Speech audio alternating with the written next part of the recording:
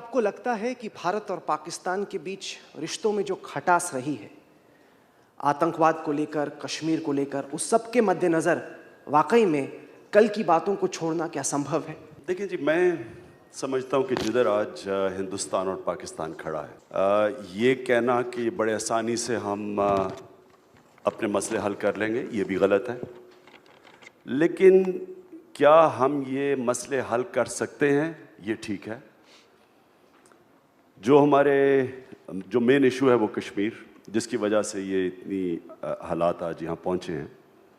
हमारी पार्टी के अंदर 3 एक्स फॉरेन मिनिस्टर्स हैं और 3 एक्स फॉरेन मिनिस्टर्स ने कॉन्फिडेंशली जो मुझे बातें बताई, जो मैं अभी आपके सामने नहीं कर सकता, वो ये थी कि ये मसला बड़ा करीब हल होने पे आ चुका था एक वक्त पे, यानी कि इसका एक हल बैक चैनल कॉन्टैक्ट्स की वजह के तौर पे ये बड़े करीब आ चुके थे। तो यानी कि ये जो हम मसला समझते हैं कि हल हो ही नहीं सकता, ये हो सकता है। लेकिन इससे अब आगे मैं जो बात करना चाहता हूँ वो ये, बदकिस्मती से स्टेट्समैन और एक ऑफिस होल्डर में फ़र्क क्या होता है। एक होता है प्राइम मिनिस्टर, जिस तरह एक क्रिकेट टीम का एक कैप्टन होता है जिसको कोई जानता ही नहीं, और वही एक उसी टीम का उतनी पावर्स लेके कैप्टन होता है, उसका नाम कहाँ से कहाँ पहुँच जाता है। तो उसी तरह प्राइम मिनिस्टर्स में कई होते हैं स्टेट्समैन, और जिससे मैं रिसेंटली नेल्सन मंडेला का नाम लेता हूँ कि वो जो दूर की सोच देखता है, वो अपनी ज़ात से हट के, ना उसको इलेक्शन की फ़िक्र होती है ना वोट्स की फ़िक्र होती है, वो अपनी लोगों के लिए एक ऐसी सोच देखता है जो वो आगे देखता है कि उसकी कौम की बेहतरी कैसे हो सकती है। इस वक्त जो भी हिंदुस्तान और पाकिस्तान की लीडर जो आगे का सोच रही है, वो एक ही चीज़ सोचेगी कि कैसे पाकिस्तान और हिंदुस्तान करीब आएँ, कैसे हम अपने मसले हल करें, कैसे हम एक ट्रस्ट के ऊपर, एक एतमाद के ऊपर रिलेशनशिप बिल्ड करें।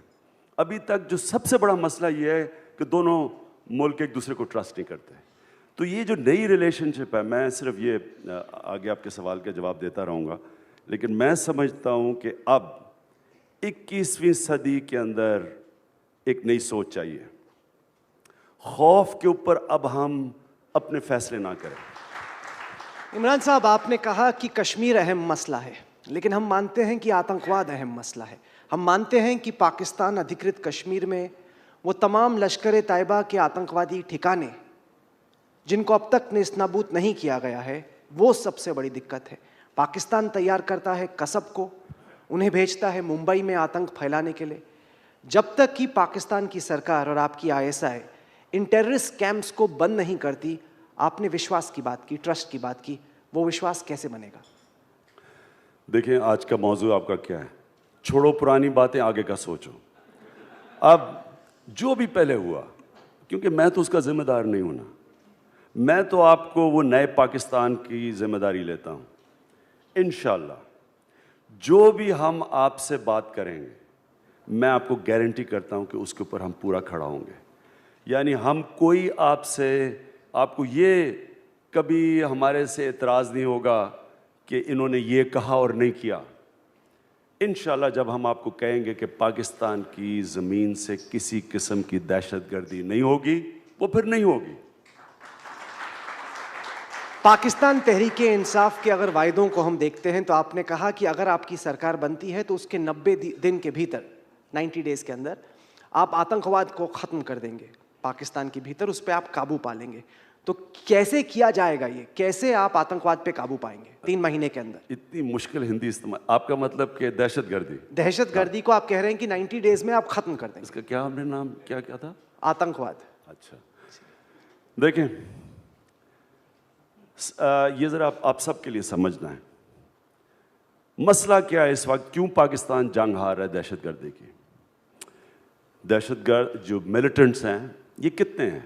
20,000 हैं, 25,000 हैं, ज़्यादा से ज़्यादा 30,000 होंगे। पाकिस्तान की 6-7 लाख की फ़ौज है, वो क्यों नहीं इसके ऊपर काबू पा सकी? क्यों अमेरिका की, दुनिया की तारीख में ऐसी मिलिट्री मशीन आई नहीं जो आज अमेरिका के पास है? वो क्यों नहीं जीत सकते अफगानिस्तान में? एक वर्ड, जहाद। देखिए, जहाद का मतलब ये है कि जब लोग जहाद लड़ते हैं, मुसलमान जहाद लड़ता है, तो वो फिर अपनी जान की कुर्बानी देने से डरता नहीं है, क्योंकि वो समझता है कि वो अल्लाह के लिए लड़ रहा है और वो जन्नत में जाएगा। और वो फिर जो उसकी वजह से जो सबसे ख़तरनाक चीज़ है वो है खुदकुश हमला। खुदकुश हमले का कोई तोड़ नहीं है, ना अमेरिकन अभी तक उसका तोड़ निकाल सके हैं, ना पाकिस्तान की फ़ौज निकाल सकी। मैं शुरू से, अब मुझे 8.5 साल हो गए हैं, एक ब्रोकन रिकॉर्ड की तरह मैं बार बार कहता जा रहा हूं कि इस जंग का कोई मिलिट्री सोल्यूशन नहीं है। उसकी वजह से कहते हैं जी आप तालिबान के हमायती हैं, क्योंकि लोगों को समझ नहीं है कि ये फिनोमेना क्या है। मैं वो पाकिस्तानी हूं जिसने 20 साल पहले किताब लिखी थी अपने कबायली इलाके पे, जिसका नाम था वॉरियर रेस। वो किताब में मैंने अंग्रेज़ों की सारी तारीख बताई थी, जो 80 साल अंग्रेज़ इंटरेक्ट करता रहा कबायली इलाके से। अंग्रेज़ नहीं जीत सका, वहाँ सुपर पावर था अपने वक्त का, वो दलदल में फंसा हुआ था। आप हैरान होंगे कि वज़ीरिस्तान में ज़्यादा अंग्रेज़ फ़ौजी मरे बनिस्बत सारे हिंदुस्तान के अंदर। इसलिए वो अल्लाह ने 2 मखलूक पैदा किए हैं, एक इंसान पैदा किए हैं, दूसरे पठान पैदा किए हैं, और ख़ास तौर पे वो वाले। ये जितना आप इनको मारेंगे ये और लड़ेंगे। मैं इसलिए इनको बताता जा रहा था ये काउंटर प्रोडक्टिव है। आप बॉम्बिंग कर रहे हैं उनके गांव के ऊपर, आप आर्टिलरी चला रहे हैं, उनके बीवी बच्चे मार रहे हैं, वो चुप करके हाथ नहीं, वो जाके जिधर तालिबान थे ही नहीं, इस कोलैटरल डैमेज के 2 साल ने पाकिस्तान तालिबान प्रोड्यूस किया। हमारे पास तो तालिबान ही नहीं थे। तो हमने ये अहमकाना जो फैसला किया अपनी फ़ौज भिजवाने के वज़ीरिस्तान, जो मैं रोकता रहा, मेरी पार्लियामेंट में तकरीर भी है इसके ऊपर, मैंने सारी तारीख कोट की। तो हुआ क्या है कि जो मिलिटेंट्स हैं उन्होंने पाकिस्तान की फ़ौज के ख़िलाफ़ जहाद डिक्लेयर कर दिए। उन्होंने कहा है कि ये अमेरिका की मर्सनरी फ़ौज है। क्योंकि वो अमेरिका की मर्सनरी फ़ौज है और ये कोलैबोरेटर्स हैं, इनके ख़िलाफ़ भी जहाद जायज़ है। जहाद की वजह से हमारे GHQ के ऊपर खुदकुश हमले हुए, हमारे नेवल बेस पे खुदकुश हमले हुए, हमारे एयर बेस पे खुदकुश हमले हुए, और ये खुदकुश हमला डेविस्टेटिंग होता है। इसको नहीं, इसका जब तक आप जहाद का नैरेटिव मिलिटेंट से नहीं लेंगे, ये जंग ख़त्म ही नहीं होनी और पाकिस्तान डूब जाएगा इस जंग में। इसलिए अब मैं हाल आपको बताता हूँ। तो तहरीक इंसाफ कैसे इसके ऊपर काबू पाएगी। हम जब पहले दिन इंशाल्लाह जब स्वेरिंग इन होगी तहरीक इंसाफ की, प्राइम मिनिस्टर की, तो पहले दिन अनाउंस करेगा कि हम अमेरिका की जंग से डिसंगेज कर रहे हैं। ना हम अमेरिकन एड चाहते हैं, ना हम ड्रोन अटैक्स चाहते हैं, क्योंकि ड्रोन्स भी उन्हीं लोगों को मार रहे हैं जिनसे पाकिस्तानी फ़ौज लड़ रही है। तो इसलिए वो नैरेटिव ये कहता है कि जी ये अमेरिका की जंग लड़ रहे हैं और अमेरिका की मर्सनरी फ़ौज है। हम जब डिसंगेज करेंगे और फिर हम अनाउंस करेंगे जहाद ख़त्म, क्योंकि हम अमेरिका की जंग नहीं लड़ रहे। जिस वक्त जहाद ख़त्म हुई, हम जंग जीतेंगे कैसे। मैं क्यों कह रहा हूँ 90 डेज़ में, क्योंकि मैं जानता हूँ सारे कबायली इलाके को। मैं 1 लाख लोगों को वज़ीरिस्तान लेके गया, जर्नलिस्ट को लेके गया वज़ीरिस्तान के लोगों से मिलाने के लिए, जो सबसे ज़्यादा लड़ने वाले हैं।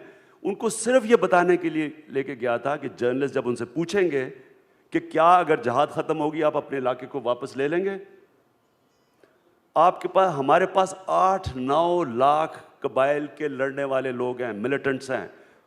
सारे जो मिलिटेंट्स हैं वो सिर्फ 20-30 हज़ार हैं। तो सिंपल मैथ्स है कि जिस वक्त जहाद ख़त्म हुई, कबायली इलाके के लोग मुजाहिदीन के ख़िलाफ़ नहीं लड़ेंगे। लेकिन जब जहाद आपने ख़त्म कर दी, अमेरिका की जंग नहीं है, वो ये हफ्ते के अंदर ये अपनी ज़मीन को वापस ले लेंगे। और हम जंग तब जीतेंगे जब कबायली इलाके के लोग हमारे साथ आएंगे। अगर हम उनको बमबारी करके, उनके औरतें बच्चे मार के उनको उधर धकेलते रहेंगे, तो ये जंग कभी ख़त्म ही नहीं होगी। तो इसलिए मैं जब कहता हूँ 90 डेज़, मैं ये कहता हूँ कि डिसंगेज करके, जहाद का नैरेटिव ख़त्म करके हम बड़ी जल्दी जंग जीत जाएंगे। और फिर जो वेरियस सेक्टेरियन आउटफिट्स हैं, मिलिटेंट ग्रुप्स हैं, उसके बाद पुलिस का निज़ाम ठीक करके, पुलिस को मजबूत करके, हम फिर डीवेपनाइजेशन करेंगे पाकिस्तान में, और किसी किस्म की मिलिशिया, आर्म्ड मिलिशियाज को अपने मुल्क में फंक्शन नहीं करने देंगे। अगर इमरान खान पॉलिटिक्स में और पावर में इसलिए आ रहा है कि उसने अपनी फैक्ट्रियां लगानी, अपने बैंक बैलेंसेस स्विस बैंक में पैसे रखने हैं, तो वो भी कुछ नहीं करेगा। वो अपने आप को पहले रखेगा और मुल्क को आगे बाद में रखेगा। लेकिन अगर हमारी हुकूमत ने ये फैसला किया कि ये हमारे गोल्स हैं, ये हमारे मिशन है, ये हमारी विजन है, और वो प्रायोरिटी लेगी तो उसमें आपको यकीन दिलाता हूँ कि सब फॉलो करेंगे। मैं आपको फिर से मिसाल देना चाहता हूँ, तुर्की की जो मिसाल है, ये आप सब याद रखें कि तुर्की की फ़ौज ने वही किया जो पाकिस्तान की फ़ौज ने पाकिस्तान से किया, लेकिन तुर्की के अंदर एक ऐसा लीडर आया जो स्टेट्समैन था, उसने उसी फ़ौज को अपने काम पे लगा दिया जो है कि बॉर्डर्स को डिफेंड करना, और वही लीडर मॉरल अथॉरिटी की वजह से आज आप देख लें कि वो कहाँ से कहाँ तुर्की को ले गया, और उसकी विजन है। क्योंकि सबसे बड़ी बात यह है कि उसके पास मॉरल अथॉरिटी इसलिए है कि लोगों को, सब आवाम को पता है कि ये अपने लिए नहीं पावर में आया, ये मुल्क को बेहतरी में आया है, और आज तुर्की की जो ग्रोथ रेट है वो चाइना के बाद सेकंड हाईएस्ट है। तो इसलिए लोग उसके पास मॉरल अथॉरिटी है।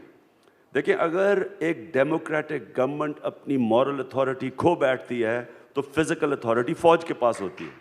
ट्रस्ट बनाने का एक बहुत बेहतर तरीका ये होगा कि आप हफीज सईद के खिलाफ कार्रवाई करें। मुंबई का दहशतगर्द मास्टरमाइंड पाकिस्तान में खुला घूमता है, लाहौर में बयान देता है, हिंदुस्तान में खून खौलता है लोगों का। जानना चाहते हैं कि पाकिस्तान की सरकार इस दहशतगर्द को, इस मास्टरमाइंड को क्यों नहीं पकड़ती? आप क्या करेंगे हफीज सईद? देखिए, मेरी बात सुने, फिर ये आप कहेंगे, अगर आपके कहने के ऊपर हाफिज सईद को पकड़ लिया और उसको जेल में डाल दिया, मैं आपको यकीन दिला रहा हूं कि आप एक फ्रैंकनस्टाइन क्रिएट करेंगे और ज्यादा लोग, वो मार्टर बन जाएगा। तो फ्रैंकनस्टाइन है। पहले मेरी बात सुने। देखिए, आपको कहना यह चाहिए कि पाकिस्तानी गवर्नमेंट को हम सारे सबूत देंगे, जो भी हमारे पास सबूत हैं, और जो नया पाकिस्तान बनेगा आप कहेंगे हम वहाँ जाके केस लड़ेंगे सबूत दे के अदालत में, और हम कन्विक्ट करवाएंगे उसको। देखें, अगर आप ये करते हैं तो मैं फिर से आपको कह रहा हूँ कि सद्दाम हुसैन के और उसके उसामा बिन लादेन के केस में फ़र्क ये था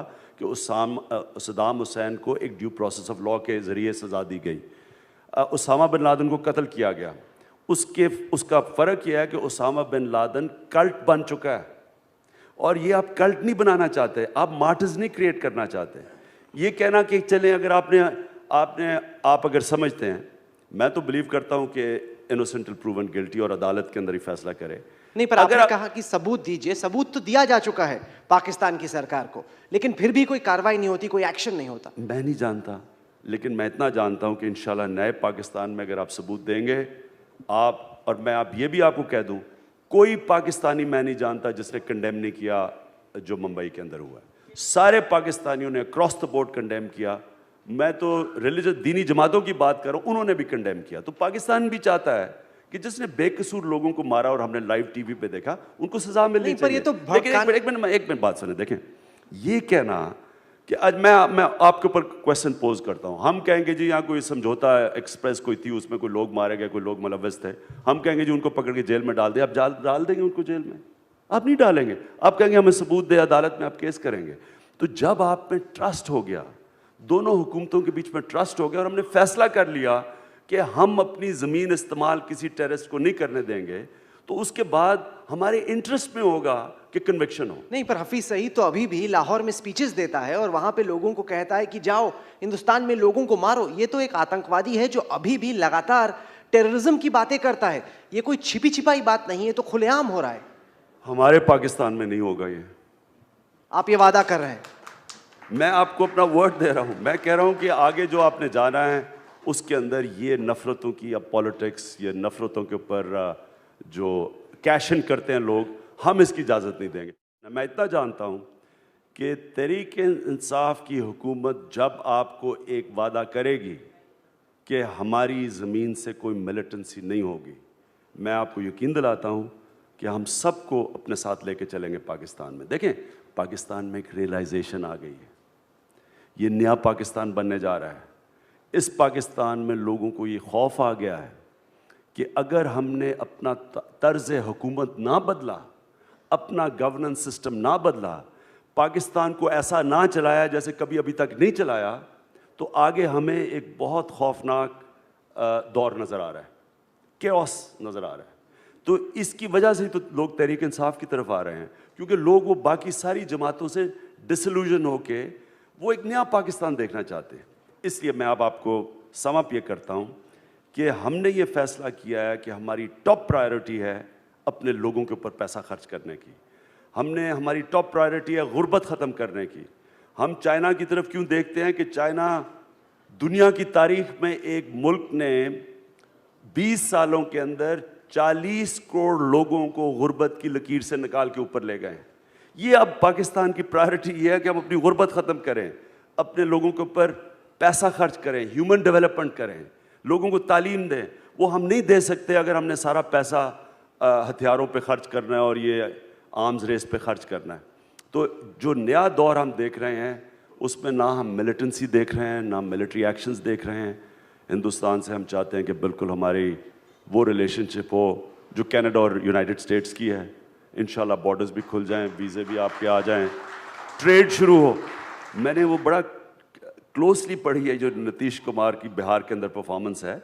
वो कैसे बिहार के अंदर चेंज ले आया? वो इसलिए लाया कि वो नीतीश कुमार खुद ईमानदार है, उसने भी ये वेबसाइट पर डाल दी। जब ऊपर आपसे ठीक हो जाते, चाइनीज प्रॉब्लम है, fish rots from the top. आप ऊपर ठीक ले आएँ, और जिस तरह महातिर मोहम्मद ने कहा था, जो करप्शन है वो आपके मुल्क को फिर तंग नहीं करेगी। उसके बाद फिर चेक्स और बैलेंस ले आएँ, लोगों को जो ब्यूरोक्रेट्स हैं इनको सही लिवेबल वेज दें, ये तनख्वाहें वो दें जिनमें उनको गुजारा हो सके। अगर आप उनको तनख्वाहें नहीं दे रहे, पावर दे रहे हैं, तो फिर उनसे एक्सपेक्ट करते हैं कि वो करप्ट ना हो। तो उसके बाद बाकी स्ट्रक्चरल चेंजेस करें। लेकिन जो आपकी मेन 70-60% करप्शन जो तंग करती है वो सिर्फ ऊपर की करप्शन करती है। मैं सिर्फ आखिर में अपने हम शौकत खानम की मिसाल दे दूँ, उसका 4 अरब 5 अरब रुपए का उसका बजट है। वाहिद पाकिस्तान में हॉस्पिटल है, मैं सबको चैलेंज करता हूँ बता दें उसमें कोई करप्शन निकाल दें। नहीं है करप्शन, करप्शन फ्री है। वो इस वजह यह है कि ऊपर की जो सारी हमने जो लीडरशिप रखी है, पहले तो हमने उनको ईमानदार ले आए, उनकी इंटेग्रिटी को नंबर 1 रखा। उसके बाद हमने सब कुछ कंप्यूटराइज कर दिया। जितना आप अपनी गवर्नमेंट को ई गवर्नमेंट की तरफ ले जाएंगे, क्योंकि कंप्यूटर रिश्वत नहीं मांगता, आप जब जितने इंसानों का कांटेक्ट आप कम कर दें, आपकी जो टैक्स कलेक्टिंग एजेंसीज हैं इनको जितना भी आप कंप्यूटराइज कर दें, तो आप देखेंगे करप्शन के ऊपर आप काबू पा सकते हैं। लेकिन वो ऊपर से शुरू होती है।